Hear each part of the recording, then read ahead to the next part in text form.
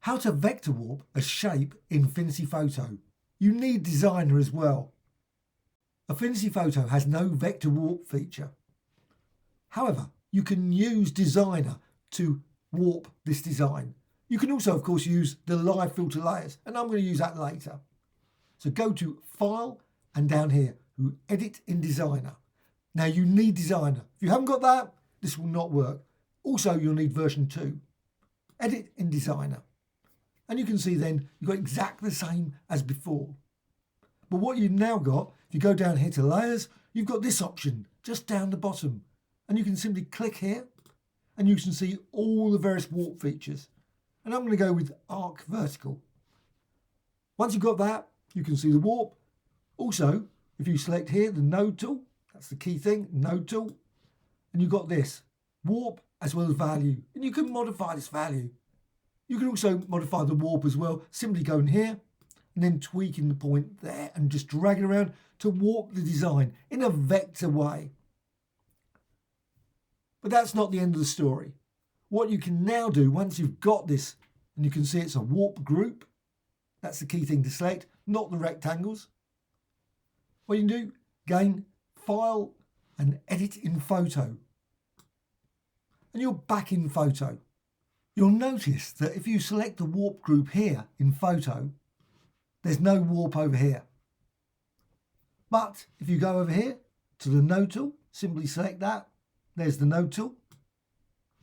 Go along the top, and again you've got the same settings, the same control bar as in Designer. So you go here to Mesh, and you can tweak it and say, oh, let's go for Arc Vertical. And you can go back to that and then modify the settings again of the mesh warp. But with the warp group selected, you can also go over here to Layer, and you can go down here to New Live Filter Layer, and you can apply any of these filters. Live filter layers, non-destructive, and the design still remains as a vector. So Distort and down to Mesh Warp. And you can see the result there.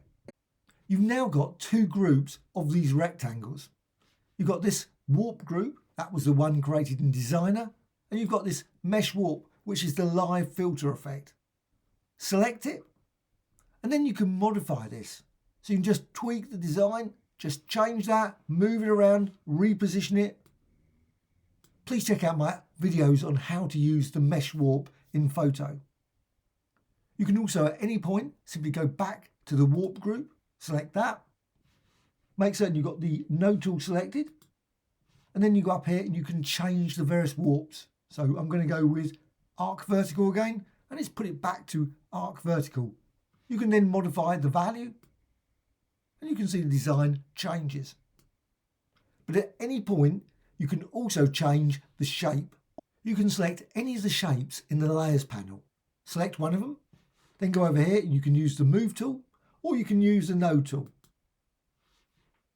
You can also again go up to the control bar and you can change the colour. So click on the fill and maybe make it red. You can also change the stroke, etc.